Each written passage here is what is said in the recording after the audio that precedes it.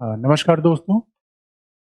दुनिया में पश्चिम एशिया संकट ने सभी के प्राण को संकट में डाल रखा है और यकीन मानो 1973 के बाद दुनिया के सामने पहली बार ऑयल क्राइसिस इतनी ज़बरदस्त आई है। इसका मतलब है संकट यूक्रेन में भी था, अफ्रीका में लड़ाई हुई, लैटिन अमेरिका में संघर्ष हुआ, लेकिन शायद उसका उतना प्रभाव भारत पर नहीं दिख रहा है जितना कि पश्चिम एशिया संकट का प्रभाव दिखा। इसका मतलब है कि दुनिया में कहीं भी संघर्ष होता है तो दूसरे भाग पे प्रभाव पड़ता है और भारत इसमें खास तौर पर एक बड़े देश होने के नाते भारत पे फर्क पड़ना भी निश्चित है। तो बच्चों जरा देख लें, दोस्तों जरा देखें किस तरीके से सारा संकट है, क्या समाधान होगा, भारत के पास ऑप्शन क्या है और क्या वाकई ये समस्या थर्ड वर्ल्ड वॉर के रूप में चेंज हो जाएगी। क्योंकि आज की दुनिया में संघर्ष कितना कठिन होता है, क्योंकि एक ज़माना था जब वॉर होते थे आमने सामने। आज की दुनिया के वॉर ऐसे नहीं है, एसिमेट्रिक वॉरफेयर है। एसिमेट्रिक का मतलब है कोई कमज़ोर राष्ट्र भी शक्तिशाली राष्ट्र को छका सकता है, क्योंकि लुक छिप के मार देगा, ड्रोन की तकनीकी है। इस वजह से अमेरिका जैसे महाबली को भी बार बार समस्याएं आ रही हैं पश्चिम एशिया में। तो मेरे बच्चों देखो, पश्चिम एशिया की समस्या में चैलेंजेस कहाँ पे हैं। अब इतिहास के बजाय अगर हम सिंपल सी बात करें तो कॉन्फ्लिक्ट के कई थिएटर हैं, संघर्ष के कई आधार हैं। अब पहले देखोगे जो पश्चिम एशिया की सारी चैलेंजेस हैं, वो पहला आता है, पहले वार के कई आधार बन रहे हैं। पहला है ईरान गल्फ कोऑपरेशन काउंसिल, यानी खाड़ी सहयोग परिषद। अब खाड़ी सहयोग परिषद का निर्माण 1982 में हुआ, तो आपको कौन सी खाड़ी, पर्शिया खाड़ी। तो खाड़ी सहयोग परिषद बन रहा है तो उसमें ईरान को न लिया जाना, ये भी अपने आप में आश्चर्य की बात है। भाई खाड़ी सहयोग परिषद में 6 देश हैं, सऊदी अरेबिया, यूएई, उसके बाद कुवैत, कतर, बहरीन, ओमान। अगर ये 6 देश हैं गल्फ कोऑपरेशन काउंसिल में, तो स्वाभाविक रूप में ईरान इसमें क्यों नहीं शामिल है। पहला सवाल ये होता है, ईरान का झगड़ा क्या खाड़ी सहयोग परिषद के साथ है। तो मेरे बच्चों थोड़ी सी बात इसमें जानने की ये है कि 1979 में ईरान में एक नई सरकार आई। तो 1979 के पहले ईरान अमेरिका का दोस्त था। 1979 के पहले हैरानी की बात यह है, ईरान के परमाणु कार्यक्रम की शुरुआत भी अमेरिका ने ही की। लेकिन उस समय शाह पहलवी की सरकार थी, अमेरिका समर्थित सरकार थी। और आप जानते हो सेकेंड वर्ल्ड वॉर के बाद पश्चिमी एशियाई देशों में तेल के उत्पादन में सारी अमेरिका, यूरोप की बड़ी कंपनियां शामिल हैं। अब जैसे जैसे विकासशील देशों में राष्ट्रवाद की चेतना जगी, ये मुद्दा आने लगा कि भाई हम क्यों पश्चिम के देशों को अपना तेल दें, क्योंकि हमारे पास कुल मिला के पूंजी तेल की है। तो तेल कल खत्म हो जाएगा तो पश्चिमी एशियाई देशों में गेहूं चावल तो होता नहीं। तो ऐसी कंडीशन में इनको लगा कि भाई अपने तेल कीमतों पर हम कंट्रोल रखें। इसके पीछे अब देखोगे पहला प्रयास हुआ तब बना OPEC, organisation for petroleum exporting countries. OPEC 1960 में बना। ये बड़ी महत्वपूर्ण घटना थी, इसलिए कम से कम हमारे संसाधनों पर हमारा नियंत्रण होना चाहिए। अब दुनिया से सेकेंड वर्ल्ड वॉर के बाद आप देखोगे साम्राज्यवाद खत्म हुआ, उपनिवेशवाद खत्म हुआ, तो कम से कम विकासशील देशों को अपने संसाधनों पर कंट्रोल तो मिले। अब ये राष्ट्रवाद की लड़ाई समाजवाद के साथ जुड़ी। अब 1979 में अचानक शाह पहलवी की सरकार को हटाकर ईरान में एक इस्लामिक क्रांति आई। और इस्लामिक क्रांति के साथ साथ यह राष्ट्रवादी क्रांति थी, समाजवादी नारा दिया गया और ये कहा गया कि अब ईरान के तेल संसाधनों का प्रयोग ईरान के हित में होगा। अब ईरान की सरकार इन तेल कंपनियों पर नियंत्रण करेगी, अमेरिका को यहाँ से भगाया जाएगा। अब इस क्रम में कहीं न कहीं ईरान ने अमेरिका विरोध की पॉलिसी अपनाई, क्योंकि स्वाभाविक सी बात है भाई, राष्ट्रवाद के लिए आप एक तो अपने लोगों को इकट्ठा करोगे, दूसरा किसी बाहर की शक्ति के साथ भी आप बताओगे कि हमारे दुश्मन है, ये हमसे अलग है। तो अब स्वाभाविक तौर पर पश्चिमी देशों का आधिपत्य दुनिया पे रहा ही था। और क्योंकि अमेरिका का दोस्त इसराइल पश्चिम एशिया में, और इसराइल के खिलाफ पहले ही पश्चिम एशिया में माहौल था कि इसराइल अरब देशों पर बना, अरब अरब की जमीन हड़प ली। अब ऐसे मामले में अमेरिका के खिलाफ भी एक सेंटिमेंट था, उसका फायदा ईरान ने उठाया और ईरान में इस्लामिक क्रांति आई। शाह पहलवी की सरकार बनी और शाह पहलवी ने कहा कि ये सरकार ईरान की नहीं है, इस्लामी दुनिया के लिए एक नया आगाज है। क्योंकि आयतुल्लाह खोमेनी, शाह पहलवी की सरकार को हटाकर जब आयतुल्लाह खोमेनी का शासन आया तो उन्होंने नई धार्मिक शासन की स्थापना की। ईरान का शासन अपने आप में बड़ा दिलचस्प है, जहां धार्मिक शासन के साथ लोकतंत्र का सामंजस्य किया गया है, जो अपने आप में एक अद्भुत लक्षण है। क्योंकि सऊदी अरेबिया, यूनाइटेड अरब अमीरात, इन अरब देशों में राजतंत्री व्यवस्था है, राजा का शासन है। लेकिन ईरान ने एक बड़ा अच्छा मॉडल अपनाया। ईरान ने कहा देखो भाई, हम धार्मिक शासन रहेगा, लेकिन राष्ट्रपति का निर्वाचन होगा, संसद का निर्वाचन होगा। वैसे ईरान के खिलाफ हमेशा आरोप लगा कि उस तरीके के फंडामेंटल राइट नहीं दिए गए, क्योंकि जहां धार्मिक शासन होगा वहां अधिकार सीमित हो जाते हैं। लेकिन ईरान ने सफलतापूर्वक अमेरिका का विरोध किया और ईरान ने कहा कि इस्लामी देशों के बीच एकता होनी चाहिए। इसलिए आप देखोगे, अगर इस्लामी देशों के बीच एकता होनी चाहिए, ईरान ने कहीं न कहीं इस्लामी देशों से ये अपेक्षा की तो इजराइल के मुद्दे पर इकट्ठे हो जाए। इसका मतलब है ईरान ने जब अमेरिका के खिलाफत करनी शुरू की तो स्वाभाविक रूप में इजराइल की खिलाफत उसमें शामिल हो गई। अब दुविधा यहां उत्पन्न होती है कि सारे गल्फ कॉपरेशन काउंसिल के सदस्य ईरान की इस नारे को कि हम इस्लामी साथ एक साथ आ जाए, इस्लामिक क्रांति कर देंगे। अब गल्फ कॉपरेशन काउंसिल के सदस्य भी इस्लामी हैं, फिर भी इसकी इस बात पे विश्वास नहीं रखते। कारण यह है, ईरान की आबादी आज की डेट में लगभग 9 करोड़ है और गल्फ कॉपरेशन काउंसिल के सारे मेंबर को मिला दोगे तो उनकी आबादी 6 करोड़ के आसपास आती है। 6 देशों की आबादी 6 करोड़, अकेली ईरान की आबादी 9 करोड़। और दूसरी बात है, जब भी पश्चिम एशिया में कोई पावरफुल बनता है तो बाकी थोड़ी देश सहम जाते हैं। क्योंकि पश्चिम एशिया में कोई देश पावरफुल बनेगा तो अमेरिका के खिलाफ लड़ेगा, ये तो बाद में होगा। पहले तो अपने पड़ोसियों को धमकाना शुरू कर देता है। और ये बात तब दिखी जब 1980s में ईरान इराक 8 साल के लिए आपस में लड़ना शुरू कर दिया। बड़ा इंटरेस्टिंग पार्ट है, इराक अरब देश है, बस इतना फर्क है कि अरबी भाषा का प्रयोग ईरान में नहीं होता। ईरान में पर्सियाई भाषा है। ईरान एक अपने आप को बहुत बड़ी सभ्यता मानता है।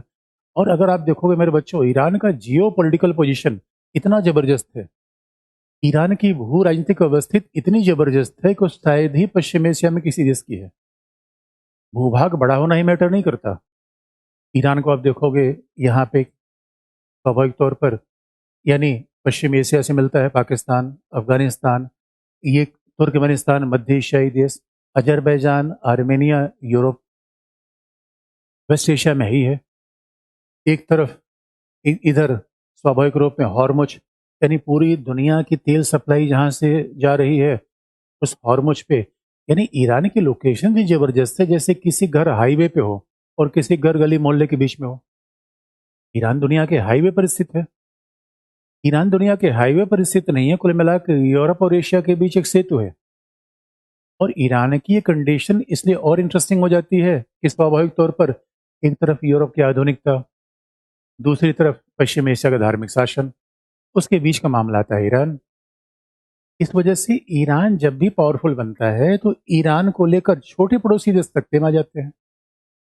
अब आप देखोगे पश्चिम एशिया में इतने छोटे छोटे देश है, कतर, कुवैत, ओमान, बहरीन, तो स्वाभाविक रूप में इन सब की आबादी तो लाखों में है। अब इनको डर लगता है कि भाई ईरान कल पावरफुल बनेगा तो हमें ही नियंत्रण मिलेगा। इस वजह से आप देखोगे ईरान को गल्फ कॉपरेशन काउंसिल में शामिल नहीं किया गया और कहीं ना कहीं गल्फ कॉपरेशन काउंसिल के सारे देश ईरान के बजाय अपनी सुरक्षा के लिए अमेरिका पर निर्भर हो गए। इंटरेस्टिंग पार्ट है भाई, ईरान तो ये बताने का प्रयास कर रहा है कि अमेरिका इस्लाम का दुश्मन है, अमेरिका इसराइल के साथ है, लिहाजा हम सब उसका विरोध करें।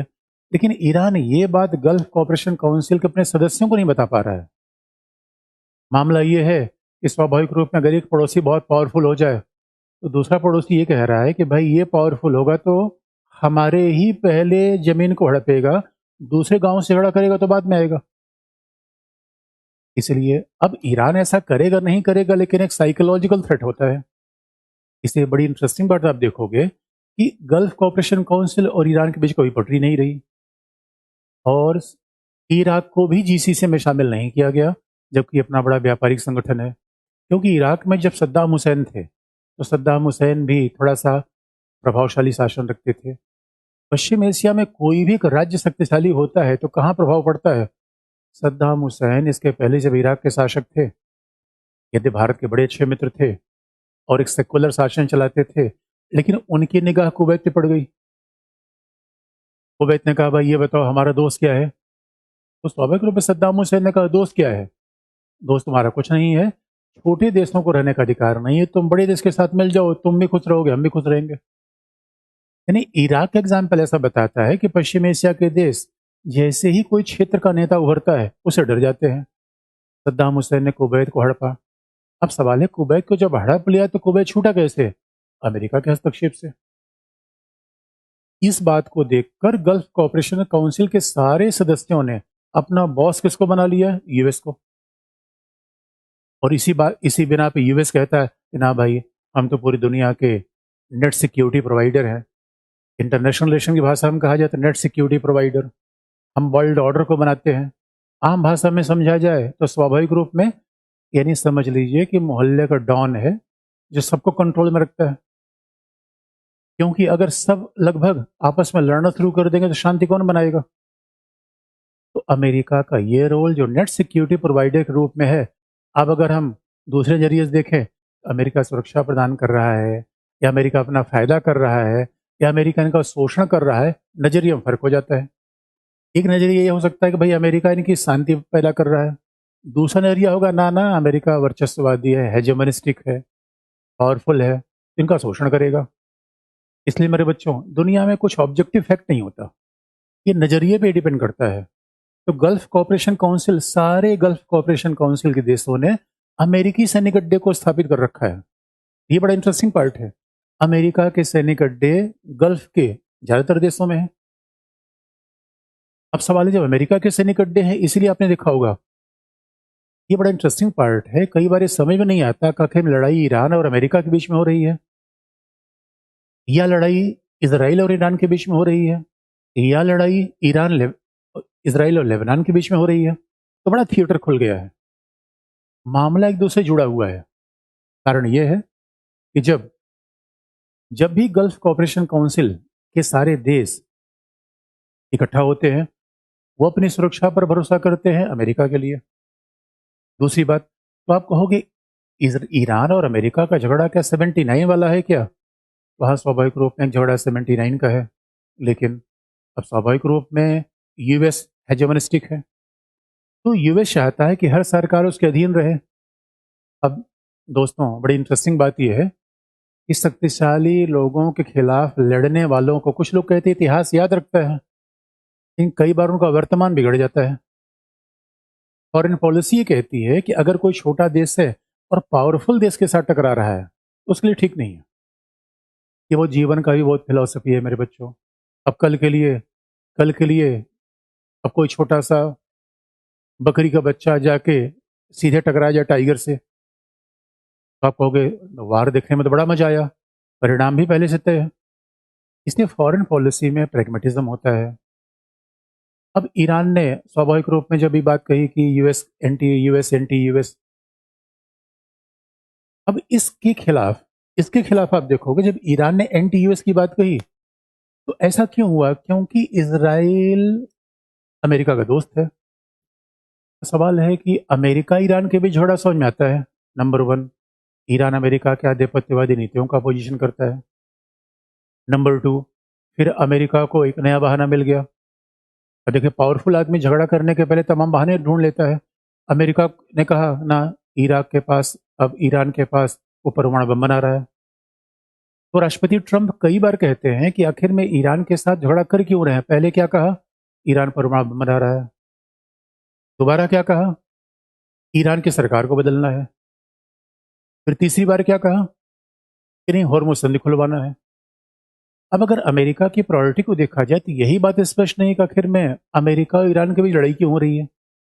लेकिन मेरे बच्चों लड़ाई का सिंपल सा सारांश ये है, आधिपत्यवादी देश के खिलाफ अगर आप आवाज उठाएंगे तो उसका परिणाम आपको देखना पड़ेगा।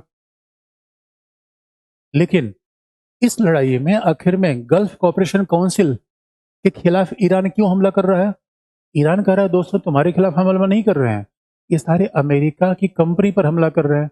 अमेरिका कंपनी दुबई में है, अमेरिका कंपनी बहरीन में है, अमेरिका कंपनी यानी कहा जाता है कि पश्चिम एशिया और आज तक अभी तक पश्चिम एशिया एक तरीके से दुबई जैसा शहर जो फाइनेंशियल सेंटर के हिसाब से या कहा जाए ग्लोबल सिटी में जिसका नाम आता था, यूरोप से बिजनेसमैन, अमेरिका से बिजनेसमैन आके दुबई में काम करते थे।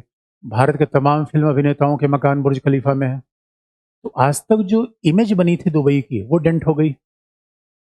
पहली बार दुबई में रहना भी खतरे से खाली नहीं है। इसलिए ईरान कह रहा है कि हम आपस में नहीं लड़ रहे हैं। ईरान कह रहा है कि अरे ये अमेरिका हमें आपस में लड़वा रहा है। ईरान का कहना है कि देखो इस सारे भाइयों हम एक हो जाए, ये अमेरिका हमें आपस में लड़वा रहा है, इससे मूल समस्या अमेरिका की है। और ईरान न तो सऊदी अरेबिया पे हमला कर रहा है, न तो कुवैत पे हमला कर रहा है, न कतर पे हमला कर रहा है, वो अमेरिका के एसेट पे हमला कर रहा है। लेकिन सवाल ये है, अब इन गल्फ कॉपरेशन काउंसिल देशों के साथ बड़े अच्छे संबंध अमेरिका के हैं और अमेरिका में ये बहुत बड़ा पैसा इन्वेस्टमेंट करते हैं, अपना सारा पेट्रोलियम अमेरिकन डॉलर में बेचते हैं।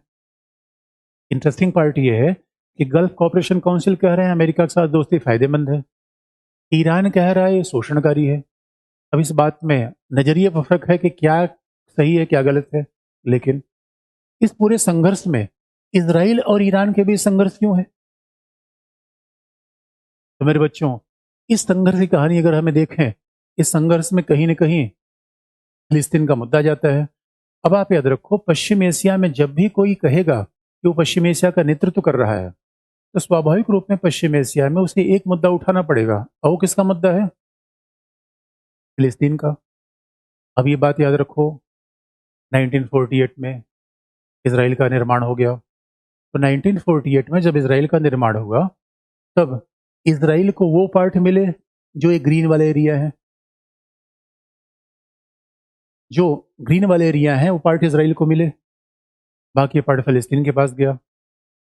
लेकिन सही मायने में कहा जाए तो लोग कहते हैं भाई 1967 में इसराइल को सारा ग्रीन एरिया नहीं मिला था, क्योंकि इसराइल यहाँ था, गाजा में नहीं था, इसराइल इधर गोलान की पहाड़ियों पे नहीं था। 1967 के वॉर में, यानी ईरान का क्या कहना है, अमेरिका ने फिलिस्तीन को बंटवा दिया, फिलिस्तीन का दो भाग हो गया, एक भाग इसराइल हो गया, दूसरा भाग फिलिस्तीन हो गया।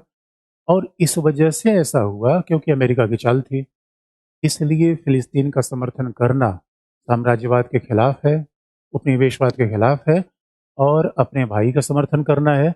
इसलिए आप देखोगे कि इजराइल के खिलाफ ईरान ने पूरी मुहिम चला दी, और ईरान ने कहा हम इजराइल सरकार को मान्यता नहीं देंगे। इजराइल सरकार स्वाभाविक रूप से इस्लाम विरोधी है, उसके साथ हम संबंध न बनाए। लेकिन यहाँ बड़ी इंटरेस्टिंग पार्ट है, इजराइल का संबंध जिन पश्चिमी एशियाई देशों के साथ है, उसमें ओमान है, जॉर्डन है, मिस्र है। अब फिर मामला बड़ा कॉम्प्लिकेटेड हो जाता है कि क्या इजराइल के साथ जाना वाकई इस्लाम के खिलाफ जाना है? अगर इजराइल के खिलाफ जाना है, इस्लाम के खिलाफ जाना है, तो ये बात मिस्र, जॉर्डन को समझ में नहीं आ रही है। और अभी आप देखोगे अब्राहम एकॉर्ड हुआ था, अब्राहम एकॉर्ड में तो यूएई, संयुक्त अरब अमीरात भी इसराइल के साथ चला गया जब अब्राहम एकॉर्ड हुआ। इसका मतलब है मामला बड़ा कॉम्प्लेक्स है, इतना आसान नहीं है कि इसराइल के साथ जाना, विरोध करना। लेकिन ये बात बार बार होती है, इसराइल विस्तारवादी नीति अपनाता है। पहले 1967 का वॉर हुआ, फिलिस्तीन का आधा भाग छीन लिया। अब उसके बाद स्वाभाविक तौर पर इधर गाजा, गाजा पट्टी ये छीन लिया, पश्चिमी किनारा, इस पर अपनी बस्तियां बढ़ाया जा रहा है। लोग कहते हैं कि भाई इसराइल स्वाभाविक रूप से फिलिस्तीनियों की ज़मीन ले रहा है, फिलिस्तीनी यहाँ से भागे भागे फिर रहे हैं। इसीलिए इसराइल इसराइल के खिलाफ और उन देशों के खिलाफ जो अमेरिका के मित्र हैं, ईरान ने कई प्रॉक्सीज बना रखे हैं। प्रॉक्सीज का मतलब है कि भाई अपने पपेट, और बड़ी होशियारी ये बात है, भाई हर जगह आपको सीधा थोड़ी लड़ना चाहिए, कई जगह आप अपने ऐसे इंस्ट्रूमेंट बना लो जिनको मिला मिला के आप लड़ते रहो। इसराइल ने ऐसे पपेट बना रखे हैं और ईरान ने ऐसे पपेट बना रखे हैं। उन पपेट में हमास पश्चिमी गाजा में है, उसमें हूथी यमन में है, हिजबुल्लाह लेबनान में है। कमाल की बात आप देखोगे, लेबनान की सरकार हिजबुल्लाह पर कंट्रोल नहीं कर पा रही है, जबकि हम पढ़ते हैं राज्य का मतलब संप्रभुता। लेकिन एक नॉन स्टेट एक्टर इतना पावरफुल हो सकता है, तो कहा जाता है कि ये ईरान ने किया है। ईरान ने अपने सारे ऐसे देशों में अपने ऐसे गुर्गों को पाल रखा है। प्रॉक्सीज का मतलब सामान्य कहें गुर्गे, जो हमास है पश्चिमी पश्चिमी पश्चिम एशिया में, गाजा में, इसराइल में, जो कि हमास कहता है इसराइल का विनाश कर देंगे। उधर है हूथी जो यमन में है, जबकि सऊदी अरेबिया कहता है अरे भाई हूथी हमें भी हमला करते हैं, क्योंकि सऊदी अरेबिया ये कह रहा है कि इसी बहाने ईरान पूरे रीजन को डिस्टेबलाइज करने का प्रयास कर रहा है। ईरान कह रहा है कि ए सऊदी अरेबिया तुम अमेरिका के साथ हटो, ये हमें आपस में भाइयों में बंटवारा करवा रहा है। इसलिए आप देखोगे हूथी यानी ईरान का सबसे बड़ा जो दोस्त था असद सीरिया, वो उस समय नहीं है। असद को स्वाभाविक रूप में इसराइल ने भगा दिया, अमेरिका ने भी उसके खिलाफ हमला किया। इसलिए आज पश्चिम एशिया में इंटरेस्टिंग पार्ट है, ईरान अलग थलग पड़ा हुआ है। ये बड़ा इंटरेस्टिंग पार्ट है। अरे भाई सेकेंड वर्ल्ड वार में भी हिटलर को दोस्त तो मिल गए थे। इसलिए जब जब जब आप पश्चिम एशिया में देखोगे ईरान को कोई दोस्त नहीं मिल पा रहा है, ये बड़ा इंटरेस्टिंग पार्ट। और जो दोस्त मिल रहा है बाहर से बाय बाय कर रहा है। आप कहोगे सर चाइना और रसिया तो उसके दोस्त ही है। अरे भाई साथ लड़ना और बाहर से हाथ हिलाना, दोनों बातों में फर्क है। इसलिए इंटरेस्टिंग पार्ट ये है कि ईरान कह रहा है कि हम इसराइल के खिलाफ लड़ रहे हैं, हम हिजबुल्लाह को आगे बढ़ा रहे हैं, हम हमास को आगे बढ़ा रहे हैं। इससे सारे पश्चिमी एशियाई देश हमारा समर्थन करें। पश्चिमी एशियाई देश ये कह रहे हैं कि भाई देखो, अगर इसराइल की समस्या है तो उस इसराइल की समस्या का समाधान है टू स्टेट थियरी। पश्चिमी एशियाई देश कह रहे हैं कोई बात नहीं, अगर ये मानता है, अगर ईरान को लगता है कैसे समस्या का समाधान होना चाहिए, बिल्कुल ठीक बात है, फिलिस्तीनियों का हक मिलना चाहिए। लेकिन समाधान यह है कि आप इसराइल को उड़ा नहीं सकते। टू नेशन थियरी करिए एक तरफ, यानी आज की डेट में जहां पे इसराइल है वो रहे, बाकी फिलिस्तीनियों को जगह दे दीजिए। टू नेशन थियरी, दोनों साथ साथ रहे। अब इतिहास के अगर अन्याय को वर्तमान में ठीक करने का प्रयास करेंगे तो वर्तमान बिगड़ेगा, इतिहास तो बिगड़ ही चुका है। इसलिए व्यवहारिक बात मानी जाती है। गल्फ स्टेट कहते हैं कि भाई टू नेशन थियरी विश्वास कर लो, और क्योंकि फिलिस्तीन की वजह से स्वाभाविक रूप से क्षेत्र में बार बार अस्थायित्व होता रहता है, तो फिलिस्तीनियों को अधिकार मिलना चाहिए, उनको अपने राष्ट्र का अधिकार होना चाहिए।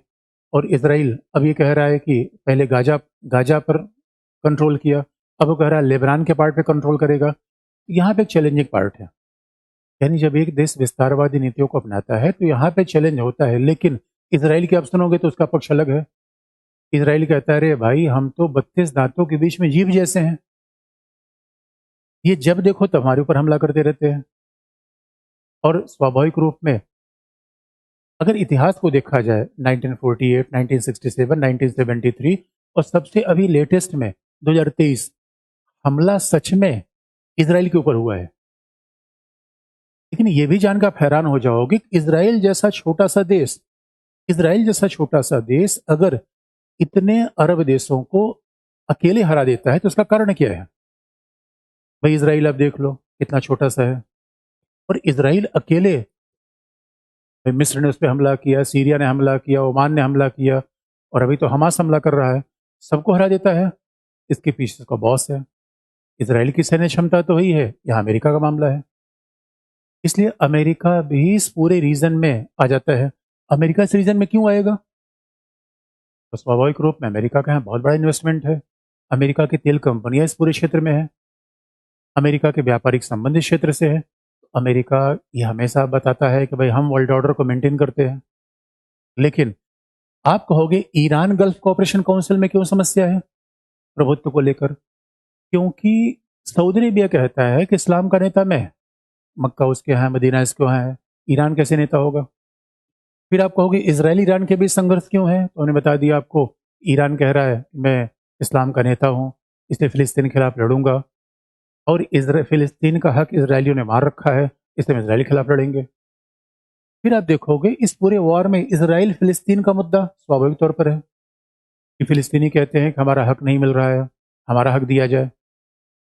फिर चौथा, आप कहोगे सर यूएस और चाइना का क्या मतलब है इससे, या रसिया क्या मतलब है, ये तो रीजनल वॉर है। दोस्तों नहीं। अब आप इस बात को देखो, पश्चिमी एशिया का संकट लैटिन अमेरिका से भी जुड़ा है, पश्चिम एशिया का संकट रसिया से भी जुड़ा है, और आप कहो कैसे, तो उसका उत्तर बहुत सीधा है।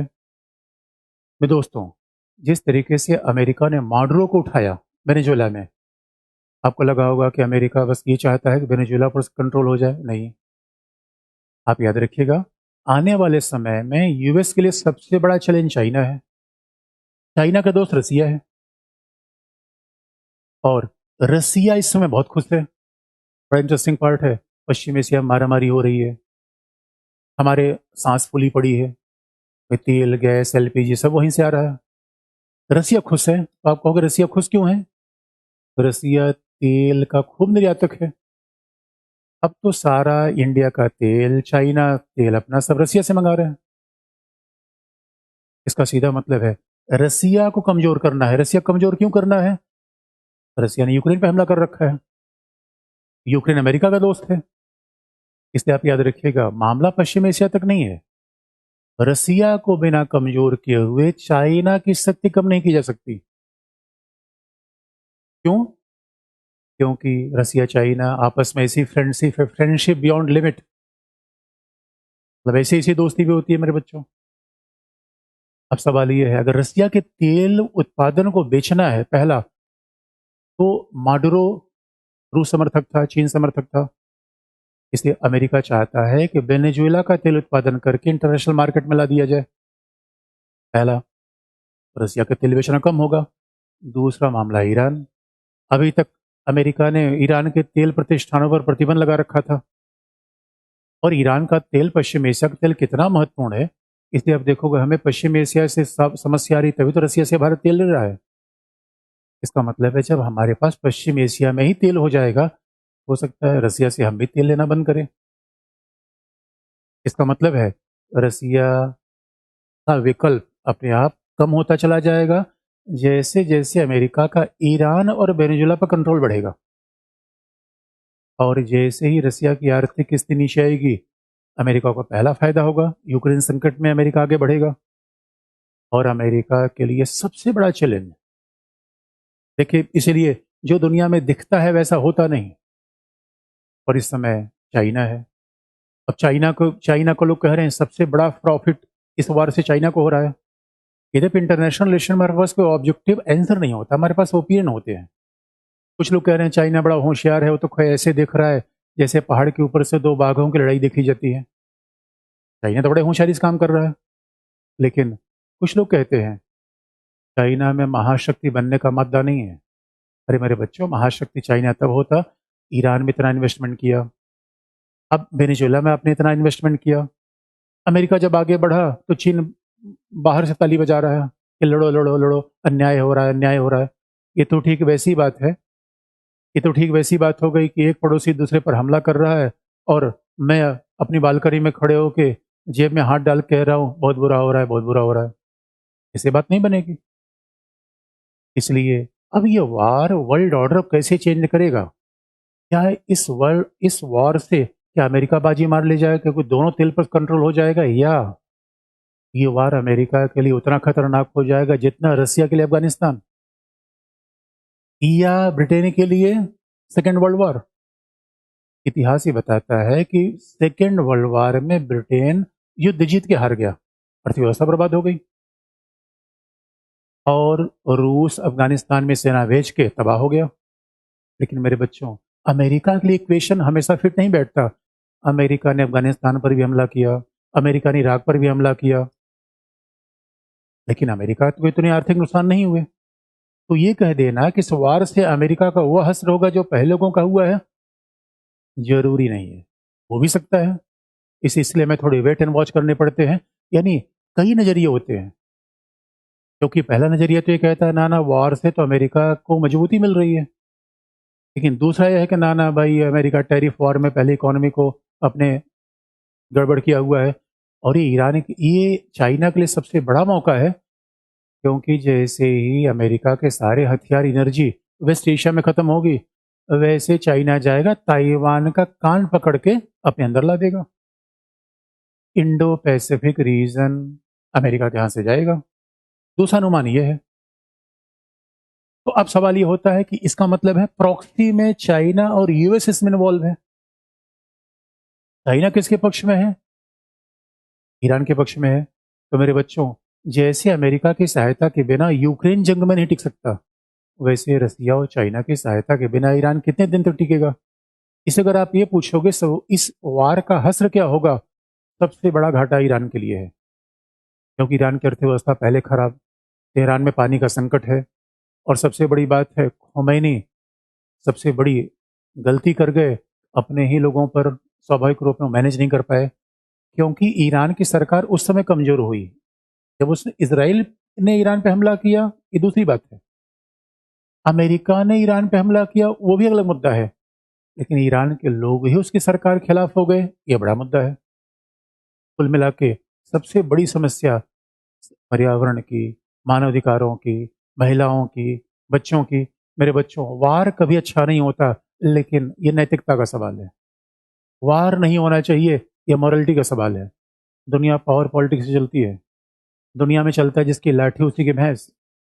और आप पूछोगे इसका मतलब क्या सर है कि यूएस और चाइना आपस में, ये जो प्रॉक्सी है, आपस में लड़ जाएंगे? तो मेरे दोस्तों, इसकी संभावना इसलिए कम है क्योंकि सीधे तौर पर चाइना का टेरिटरी इन्वॉल्व नहीं है। सीधे तौर पे चाइना है इन्वॉल्व नहीं है। अगर यही मामला होता ताइवान के मामले में, चाइना सीधे अमेरिका से कन्फ्रंटेशन कर सकता था। यहाँ पर वो बैकडोर से जा रहा है। लेकिन दुनिया के लिए अच्छी खबर नहीं है, क्योंकि जैसे से वार खींचेगा, पश्चिम एशिया बर्बाद होगा, और पश्चिम एशिया बर्बाद होगा, पूरी दुनिया की इकोनॉमी बर्बाद होगी। अब जरा सोच के देखो, ये तो ठीक वैसी बात है कि मोहल्ले में तांडव किसी और ने किया और भुगतान कोई और कर रहा है। इसलिए आज की दुनिया बड़ी अस्थिर है, बड़ी अनसर्टेन है। इसमें भारत की तो और चैलेंज है, क्योंकि अभी तो हमने सोचा था विकसित भारत, और ये सर मुरादते ही ओले पड़ने वाली बात जैसी हो गई। इसलिए मेरे बच्चों, देखोगे कि इसका परिणाम, अगर पश्चिम एशिया के संकट को देखा, इसका परिणाम क्या है? परिणाम दुनिया के लिए बड़ा भयंकर है। परिणाम बड़ा भयंकर है। क्यों? क्योंकि अर्थव्यवस्था, ऊर्जा सुरक्षा, मैरीटाइम सिक्योरिटी, सब कुछ बाधित हो रहा है। दुबई की क्रेडिट खत्म हो रही है। भारत के लिए ऊर्जा सुरक्षा है। छोटे मोटे देश जरा सोच के देख लो, बांग्लादेश, पाकिस्तान, वियतनाम, यहाँ तक स्कूलों को छुट्टी हो गई है। कोविड जैसी कंडीशन आ गई है।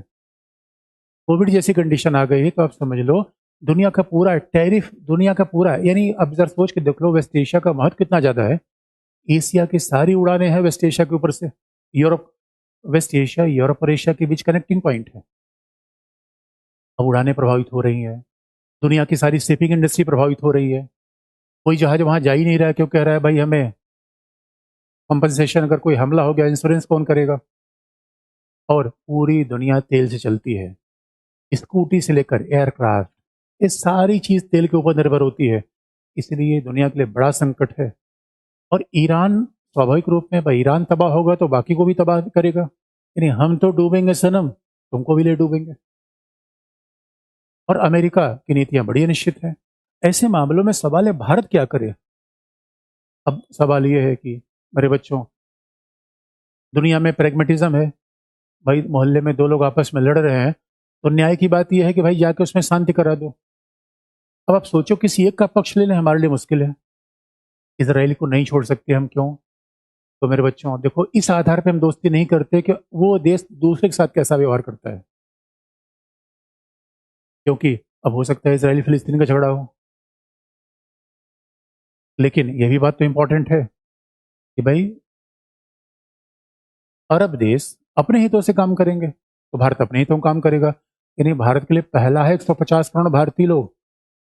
हमारी प्राथमिकता में फिलिस्तीनी बाद में आएंगे, पहली प्राथमिकता में भारतीय आएंगे। इस वजह से दुनिया बड़ी प्रैग्मेटिक है। हाँ, नैतिकता की वजहों से आप देखोगे तो निश्चित तौर पर हमें जहाँ मानवता का नरसंहार हो हमें बोलना चाहिए। ये सवाल है कि क्या हमारे पक्ष में भी लोग बोलते हैं? ये भी ध्यान में रखने की बात है। दूसरी बात, अब हम अरब देशों को छोड़ नहीं सकते। तेल है, गैस है, 1 करोड़ की हमारी तो 1 करोड़ की आबादी उधर रह रही है डायस्पोरा के रूप में, डॉलर मिल रहा है हमें। यानी इज़राइल को छोड़ दें तो हथियार नहीं मिलेगा, अरब को छोड़ दें तो व्यापार, निवेश सब कुछ प्रभावित होगा। तीसरा, अब सवाल है अमेरिका के विरोध में जाएं तो आप समझ सकते हो महाबली का विरोध करना बिला वजह खतरे से खाली नहीं है, क्योंकि फॉरेन पॉलिसी में विरोध के लिए विरोध करते नहीं। इसलिए मेरे बच्चों, भारत मल्टी अलाइनमेंट की पॉलिसी अपना रहा है, स्ट्रेटजिक ऑटोनॉमी अपना रहा है। इसका सीधा मतलब है हर देश के साथ हमारा संबंध रहेगा, लेकिन भारत हमेशा शांति के प्रयास में शामिल है। भारत शांति का प्रयास करता है क्योंकि वहां की शांति पश्चिम एशिया की शांति हमारी शांति से जुड़ी हुई है। लेकिन आप ये कहोगे हम कोई एक पक्ष ले लें, वो हमारे लिए मुश्किल है। एक तो पश्चिम एशिया के देश बहुत छोटे छोटे हैं, भारत विशाल आकार का देश है। अब जरा सोच के देखो, ईरान पश्चिम एशिया के गल्फ कॉपरेशन काउंसिल को मिलाने से उनकी आबादी 6 करोड़ की होती है, और हमारे यहाँ तो इससे दुगनी आबादी बिहार की है। तो अब हमारे लिए बड़ी मुश्किल है। हमें पश्चिम एशिया से तेल भी चाहिए, गैस भी चाहिए, हमें ईरान भी चाहिए। क्यों? अफगानिस्तान जाना है, अब ईरान से सेंट्रल एशिया जाना है, चाबहार पोर्ट है, बंदर अब्बास पोर्ट है, हमें सेंट्रल एशिया जाना है, उधर अफगानिस्तान जाना है, उसके बाद international transportation corridor between north and south Russia जाना है। ईरान का जियोपॉलिटिकल इंपॉर्टेंस है, बड़ा देश है। इसलिए तभी तो आप देखोगे हम कोशिश कर रहे हैं कि ईरान से कम हमारे टैंकर जो हॉर्मुज संधि से आ रहे हैं रोके न जाए। भाई ईरान से भी संबंध है, इसराइल से संबंध है, लेकिन आप जानते हो 2 हाथों में लड्डू रखना हमेशा मुश्किल होता है। तो स्वाभाविक रूप से उनकी नाराजगी होती है कि भाई एक की तरफ आओ, एक तरफ आओ। हमें रसिया भी चाहिए, हमें अमेरिका भी चाहिए। अमेरिका कह रहा है रसिया की तरफ मत जाओ, रसिया कह रहा है अमेरिका की तरफ मत जाओ। चाइना कह रहा है अमेरिका की तरफ जाकर हमें घेरने की पॉलिसी अपना रहे हो, अमेरिका कह रहा है चीन के खिलाफ चले जाओ। भारत अपने साथ जाना चाहिए। इसलिए मेरे बच्चों, फॉरेन पॉलिसी में निर्णय बहुत ही डिफिकल्ट होता है। ये बिल्कुल छुरे के धार पे चलने जैसा है, वॉकिंग ऑन अ टाइट रोप। ये बहुत मुश्किल होता है। इसलिए भारत एक प्रेगमेटिक और संतुलित नीति अपना रहा है, वाइड डिप्लोमेसी अपना रहा है, जो कि एक बेहतर विकल्प हो रहा है। बाकी भविष्य में क्या होता है तो हम फिर आपके साथ मिलेंगे। आज तक के लिए इतना ही। धन्यवाद दोस्तों।